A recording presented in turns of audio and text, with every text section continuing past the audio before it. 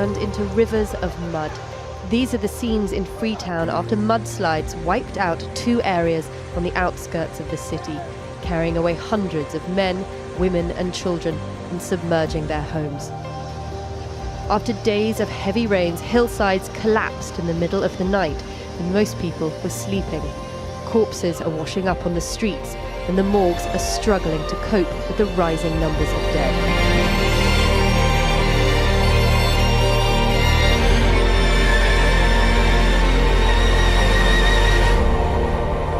After hours of heavy rains on Monday, many roads in and around Freetown are now rushing rivers of muddy water. Relatives are digging through the mud in search of their loved ones, while military personnel are being deployed to help with the rescue operation. Certain areas of the road, you cannot access the road at all. Unfortunately, the more I get closer to the city center, the more I get to see more disasters. In a small community called Motema, there was already a very huge landslide that actually covered lots of houses. Rescue teams say very few have been found alive from under the mud. The number of the missing is still unknown, including those who drowned. I'm not going to give you an exact figure because the area is a vast area. The operation, as you can see, you understand, the operation, a wide operation, cover a wide area. But so far, don't give over 50 to 100 bodies there. The humanitarian effort required to deal with the fallout could be enormous. Freetown is overcrowded, and flooding raises the risks of waterborne diseases like cholera.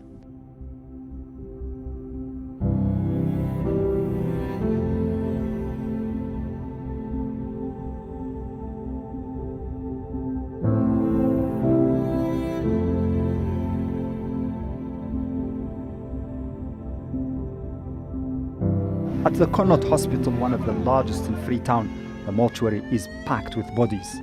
Dozens are laid outside because of a lack of space in the morgue. And more are expected to arrive. Sierra Leone is in shock. I am very disturbed by this national tragedy. And with a heavy heart, let me extend profound condolences to the bereaved families. This is not a tragedy for you alone.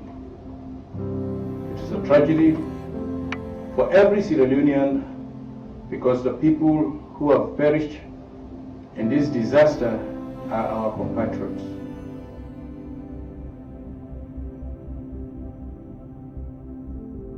Ambulances and trucks draped in national colors make their way to newly dug graves. Inside are the remains of those found after the mudslide. A short prayer ceremony for the victims is attended by the President of Sierra Leone, Bai Koroma, and President Ellen Johnson Sirleaf of Liberia. More than 300 bodies are now buried here. A few mourners who lost their own to the disaster are here, but many families were entirely wiped out. There is no one left to represent them. The pain is unbearable.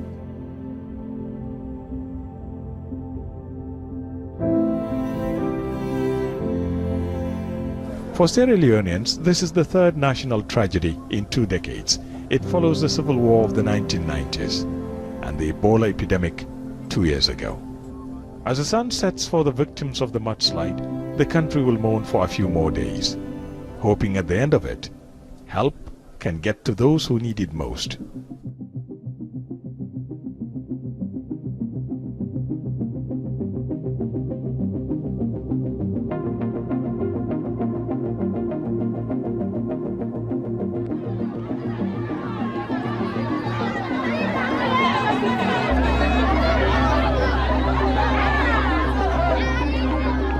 All right, now we are in Sierra Leone, Freetown.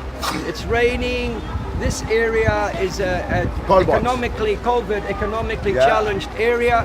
This is the Member of Parliament for this area, Mr. Kaloko, and he's telling me there's been a lot of damage here because of the rain. Is that right, Kaloko? Yeah, that's correct. Tell us what happened here. Well, on Monday, we experienced a flooding taking place in this area, this long area called Culvert.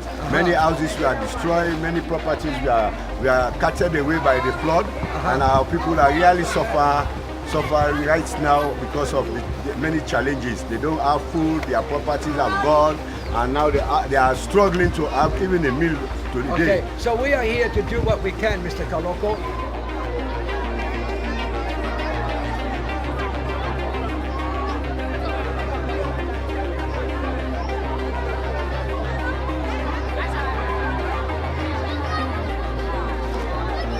There are thousands of homeless people. Many of them are very angry because they're not getting food, they're not getting even temporary shelter.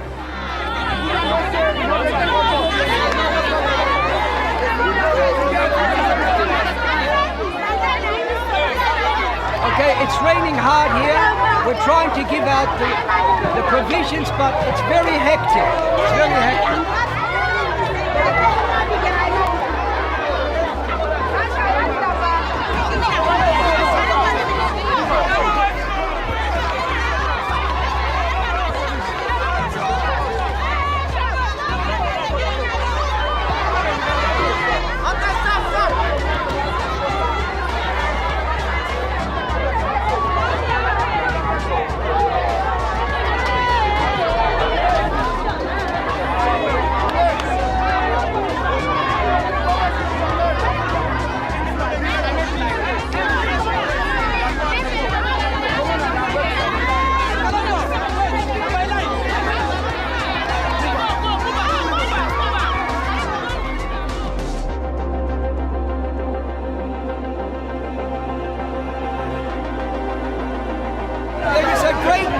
For more, we'll have to come back and give him some more tomorrow.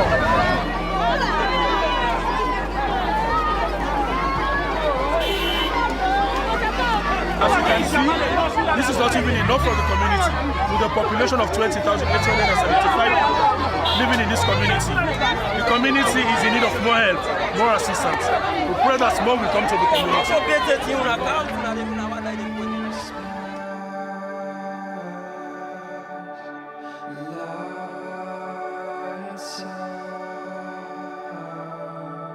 So we've decided as a mission to do something about it, together with other people as well, of course. We're only one part of the assistance going on. So we bought rice, stacks of rice over there as well. And we are, of course, going to go and through the assistance of the City Council and the President's office, to go to places where they are really needed, and we're going to be handing them out. So we will continue to do this over some time now. However, we're not going to just stop by handing out rice to the Ebola and flood victims. We are proposing and planning to put some of these Ebola orphans and flood orphans into our compound in Waterloo first, where we have a brand new school for them. A beautiful school with extraordinary facilities. And the 600 or so children attending this school are fed every day a hot meal for free. And the feeding program occurs in our brand new dining hall. Of course, some of these orphan children will be taken into our new orphan house in Waterloo. It is a duplex house with wonderful furniture and facilities, very modern. Here they will be housed, they will of course be fed. There will be a matron for each wing of the duplex to take care of them 24 hours a day. And of course, there will be chaplaincy services and church services available to them on a daily basis. Finally, we are constructing a 3-story building at Tower Hill, and 2 of these stories will be to serve the flood and Ebola orphans. We anticipate housing some 40 children here in this other compound between the ages of 3 to 8, And there will be daily feeding, housing, education, and church services for them as well.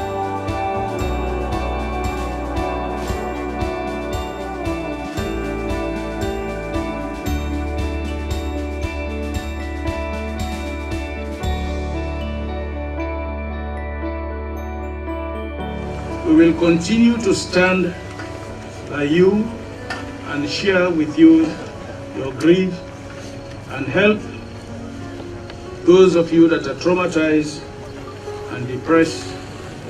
And in the process, we all are committed that even with this difficulty, Sierra Leone will rise again.